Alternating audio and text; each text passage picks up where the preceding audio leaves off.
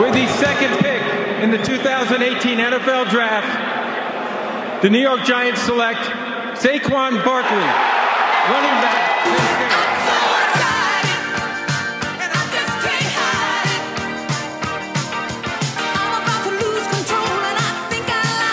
With the third pick in the 2018 NFL Draft, the New York Jets select Sam Darnold, quarterback, USC.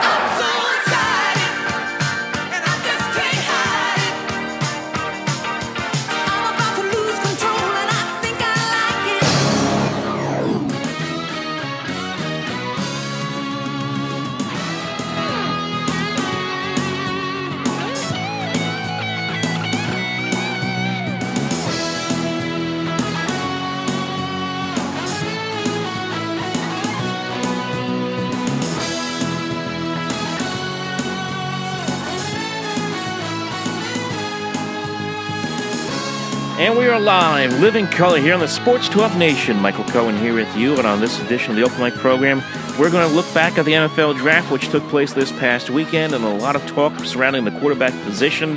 And we spent a lot of time when we previewed the draft going over the quarterback position, taking a look at all the big-name quarterbacks that are coming out of college, and where they would fit and what teams they would could end up with when draft day took place. And you know what? Thursday's action, as far as the draft was concerned, did not disappoint at all. And of course, the biggest move of the entire night had to be with the first move of the night by the Cleveland Browns. And let's just be honest, folks. Let's just say it. Let's just call it what it is. The Cleveland Browns. In fact, you know what? Let me get my favorite song to use, and that is the goofball song I like to call it, "The Elephant Never Forgets." There we go. Thank you. All right. Thank you, Cleveland. Thank you, Cleveland. The Cleveland Browns, folks, they never disappoint. They never, ever, ever disappoint. They find a way, once again, to make things interesting in the draft, and not only make things interesting, but perhaps deliver the franchise quarterback that the New York Jets have always been waiting for in their laps. That's because the Browns decided to do typical Brown things, and that was draft Baker Mayfield with the first pick of the 2018 NFL Draft. And if you had listened to the other shows that we have done on the draft and the draft preview shows that we have done, you know that I had some concerns about Baker Mayfield going into this draft process. His size, his stature, forget the fact that he's 6 foot. A lot of quarterbacks we have seen, a handful of quarterbacks we have seen, have had success being 6 foot or smaller for that matter. Russell Wilson, Drew Brees come to mind. Dak Prescott, who was just a little bit over 6 feet, about 6'1". But just the physical frame was very small. He comes from a spread offense. You would have to tailor your offense to fit his skills. You know, will he be able to fit and adjust into an NFL offense? Those were all big concerns for me coming in with Mayfield as far as the on-field production was concerned. There's all the histrionics and all the off-field problems with Mayfield. The rest, again, was an isolated incident, but you know, what does that mean for him? Does that mean is he someone that could end up getting in trouble further down the road? The fact that he wears his emotions on his sleeve. With the crotch grab thing that happened against Kansas, basically going nose to nose with other players on other teams, getting into other people's faces. All those things were concerns for me, and that's why I thought if you were the New York Jets, who were expected to pick Mayfield with the third pick, I was like, maybe you're better off going with Josh Rosen, who's more of a higher caliber prospect than Baker Mayfield is. But instead, the Cleveland Browns go out there, they roll the dice, and they take Baker Mayfield with the first pick, and that just changed the landscape of everything. Because now the Giants are on the clock. They could go quarterback, but they decide to stay with their guns, and they take Saquon Barkley. I thought it was a great pick. I'll discuss that in a moment. And then there are the Jets at the number 3 pick, and they have Sam Darnold, Josh Rosen, Josh Allen, all sitting there for them at the number 3 pick.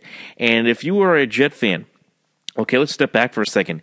If you were a Jet fan, heck, if you're Mike McCagnon, and you had this vision a year ago of potentially having these 3 quarterbacks in front of you, maybe with a high draft pick, maybe even a first pick overall. That's why everyone was like, let's suck for Sam. Let's tank the entire season, all 16 games. This is what you were hoping for. This is what you were hoping for, and you knew there was a chance that it wasn't going to happen, even though the Jets had traded up from 6 to 3 to give themselves an opportunity if something like this would happen. But even still, the thought was that Sam Darnold wasn't going to be there for them at 3. But there he was. And there was no doubt, no question, that the Jets had to take Sam Darnold with that pick. He is, by all accounts anyway, the safest pick in this draft. Now, the one red flag you have with Darnold is the turnovers. The fumbles were a big problem for him last year in his sophomore year. But other than that, this is a guy who has a big arm, a guy who is a big, tall, physical player, loves football, no question about his on-field or off-field behavior. His teammates love playing with him and playing for him, for that matter. So this was a good, solid pick for the New York Jets. And we had discussed on a show about a month ago in March about all the Jets' quarterback failures over the years. And you can go from, again, Brownie Nagel to Richard Todd, Ken O'Brien, Mark Sanchez, Chad Pennington after the injuries. We can go on and on and on about all the different quarterbacks that have tried and failed here in New York with the New York Jets. And if you are a Jet fan, you have to be hopeful that maybe all this bad karma that has been the Jets over the last 50-plus years since they had last appeared in a Super Bowl may at one day come to an end here with Sam Darnold as their quarterback. Now we'll have to wait and see how things play out with him. I don't expect Darnold to be the starting quarterback right away this year. I don't think we're going to see him, certainly in the first 2 months. I don't expect to see him under center for any significant playing time, regular season playing time in September or October or even November for that matter. But he is a guy who is going to be a fixture for this team. He is already becoming something of a face of the franchise in a lot of ways. You see him out there visiting sick kids at Morristown Hospital here in New Jersey. So he is doing everything he can. He's putting a good face to start his career and is putting a good foot forward to start his career here with the Jets. And if you are a Jet fan, again, you have to be hopeful. Now, I know there's some Jet fans out there who are cynical. They're saying, I don't know, we've been down this road before. And Chad Pennington, Mark Sanchez in recent years. What if this blows up in our face again? And I understand that feeling. Okay, I really do. But I can tell you right now, having seen a little bit of this guy in college, looking at his pedigree and his numbers, looking at the scouting reports, this is not Mark Sanchez, as far as I can tell. Mark Sanchez was a guy who was a really risky pick for the Jets back in 2009. He only had one season under his belt as a starter. Pete Carroll was saying, please don't declare, not just for selfish reasons, because he wanted to have his quarterback back, because he just didn't feel he was ready to make that move to the NFL. No one has really come out and said that they felt that Sam Darnold isn't ready for this move. Yes, maybe he would have been better served. He's only 20 years old to stay another year, but pretty much the feeling around Sam Darnold is that yes, he is going to be a solid NFL quarterback, and he can go ahead and make this move. So I think it's going to be a good spot for him. I think New York is a good spot because here's a guy who, again, is not going to create a lot of headlines other than what he does on the field. We'll have to wait and see. But the early returns so far are pretty good, and a lot of people like this pick. I think it's a good pick, and we'll see how it works for the Jets moving forward. Now, one last thing here in the AFC East. The Buffalo Bills go out there and they trade up to the 7th pick, and they take Josh Allen. I know Allen's had all these issues with the completion percentage, only completed about 56% of his passes in college. A lot of concerns about his accuracy. But if he does develop into the franchise quarterback that Buffalo has been looking for ever since Jim Kelly retired at the end of the 96 season, my goodness, the AFC East, folks, has a chance to become really interesting again. It's been a long time, obviously, since the AFC East was a competitive division. This has been a Patriots division since 2001. We're going on 18 years of New England Patriot dominance. Only twice have the Patriots not won that division. That was 2002 when the Jets won it, and 2008 when the Dolphins won it. And, of course, the common denominator in both of those cases was the fact that Chad Pennington happened to be the quarterback on both of those teams. So what is it going to be here now with Darnold in New York and Allen in Buffalo? You're going to have Tom Brady at some point, folks, retire. The Tom Brady era is coming to an end. The Patriot dynasty is going to come to an end. And you have to imagine that as soon as Brady retires, that Bill Belichick, more than likely, might retire himself. Instead of sitting there and trying to figure out what to do with the next quarterback, he'll just hand over the reins to Josh McDaniels and say, good luck to you. So there's the Patriot dynasty coming to an end. And here are the Jets, here are the Bills. They get their 2 franchise quarterbacks, and there is a chance, not saying it'll happen, but there is a chance that down the road, 2 years from now, 3 years from now, whenever the Patriots finally end this run, that the Jets and the Bills will be waiting and ready to go to dominate, to take the lead in this division. We don't know what the Dolphins are going to do. They're going to stick with Ryan Tannehill for now. Maybe next year they go out there and they get a top quarterback. We'll see. But the Jets and the Bills right now are positioning themselves to potentially make a run in this division in a couple of years. Now, as far as the Giants are concerned, now going back to their pick, and they take Saquon Barkley with the 2nd pick overall, a lot of people were upset. A lot of Giant fans were upset because they feel that their team should go out there and get a quarterback, should have gotten a quarterback in the 1st round. To me, I have no problem with the Giants taking Saquon Barkley. I never did. Saquon Barkley is by far the best skilled player in this draft. He really was. Here's a guy who a lot of people compare to Barry Sanders. They even say he's a bigger Barry Sanders for that matter. The guy is big, he's physical, can run downhill, eats up chunks of yards, averaged about 5.5 yards a carry in college. That'll probably come down a little bit in the NFL.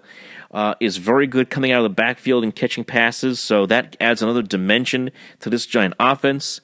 The Giant offense that already has Odell Beckham Jr., Sterling Shepard, and Evan Ingram. Now you have a guy, an actual running back, and this is something the Giants have not had in a very long time, folks. They have not had a running back that is able to make plays coming out of the backfield in a long time, and that's what they have now here in Saquon Barkley. So for me, it was a no-brainer in a lot of ways to make this pick. You have a new coaching staff here. They're trying to figure out, what does Eli Manning still have left in the tank at age 37? What do we have here in Davis Webb? Is he someone that we can develop to be the future of this franchise? Is he still learning? Where is he in his development? So why not go out there, get the best running back in this draft, and take some pressure off these quarterbacks? And also, you're trying to rebuild your offensive line as well. Let's see what kind of team this is. This is still a team that has a lot of talent that can go out there and still win and get into the playoffs out of the NFC. So, to me, I like the pick of Saquon Barkley for the New York Giants. And look, the Giants went out there later on in this draft and addressed other positions of need. They pick up Will Hernandez, who is just a monster of an offensive lineman. The guy just looks like the perfect football player coming out of UTEP. Huge. The guy's like, 6'4", 6'5". He's 370, like 300 and I think it was like 330 something pounds, 325 pounds. The guy is gigantic. It is a good pickup. You put him there on offensive guard, right next to Nate Soldier, a guy who's been in the league for a very long time now. The Giants picked him up, obviously, via free agency from New England. And you have now a left side of the offensive line potentially solidified, and that now is an opportunity for the Giants to run right at those guys and for them to make plays in the running game, and they also protect Eli Manning's backside, and that's what this is all about. So I like what the Giants did in this draft. I thought they were aggressive. I thought they got some guys who could be impact players on this team down the road here, not just this year, but also moving forward into next year. They even pick up another quarterback, the quarterback from Richmond in Kyle Lauletta, who is going to compete with Davis Webb for the backup spots. So why not add another quarterback and get some depth? So overall, I really like what the Giants did in this draft. I give them an A+. Now, a couple other headlines here that I want to make note of from this draft. The Ravens going out there and picking up Lamar Jackson. They traded back into the first round and picked him up. Very interesting move, because it's going to have ramifications on what the Ravens do moving forward. And a lot of it is very similar to what happened in Kansas City just a year ago when the Chiefs traded up in the draft to get Pat Mahomes and signaled the end of Alex Smith's tenure in Kansas City. Now, as we all know, Alex Smith had a great year last year. His value increased as a result, and then the Chiefs went right ahead and traded Alex Smith to the Redskins. So that could very well happen here with the Ravens with Joe Flacco. Joe Flacco could go out there this year, have a really solid year, a good year, and even though he will be 34 next year, the Ravens will try to potentially trade him and get some draft picks and maybe elevate Lamar Jackson into that starting role in 2019. So that is a move that's going to have an impact on the Ravens and even the division for that matter moving forward. Last point I want to make here, Josh Rosen ended up getting picked up by the Cardinals with the 10th pick of the draft. Now, he went out of his way to say that he was disappointed that he dropped in the draft, said that he was pissed off about it, and really didn't look too pleased by the fact that he was picked up by the Cardinals. And I think for Josh Rosen, you know what? I understand he is a guy who has a lot of bravado. I understand he's a guy who has a lot of confidence in himself, but it's not like he plummeted in the draft here. He was picked up with the 10th pick in the draft, and if the Cardinals didn't trade up to get him, which they did, they moved up 5 spots, there was a very good chance that the Miami Dolphins would have picked him up at 11. So it wasn't like he plummeted all the way down the draft the way Aaron Rodgers did, who was picked up 25th by the Packers many years ago, or even Tom Brady, who we all know wasn't picked until the 6th round at pick 199.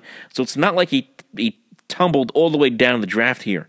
He was going to get picked up. It's just the way things worked out with Baker Mayfield going to Cleveland, Sam Darnold going over to the Jets.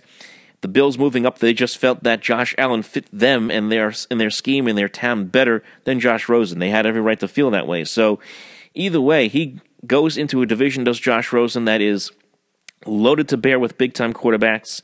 Jimmy Garoppolo, Jared Goff, Russell Wilson. He goes right into the fray there in the NFC West. He is going to more than likely win that starting job out there in Arizona. It's a team that's trying to transition a little bit from being from the Larry Fitzgerald era. We know that he's coming to the end of his career as a wide receiver. They're trying to get a little younger, and now they finally may have, the Arizona Cardinals, a franchise quarterback, something they really have never had on that football team. They've always had stopgap guys like Kurt Warner and Carson Palmer over the years, especially recently. So for Arizona, they finally get their guy who could be a big impact, and a lot of people believe that Josh Rosen may, at the end of the day, be the best quarterback in this draft. We'll have to wait and see. So, folks, I want to thank you all for tuning in and listening. And remember, follow us right here on the Sports Talk Nation. Like and subscribe below. And remember, follow us online on social media at OpenMicNJ on Twitter, Facebook.com/OpenMicProgram. We'll talk to you next time right here on the Open Mic Program.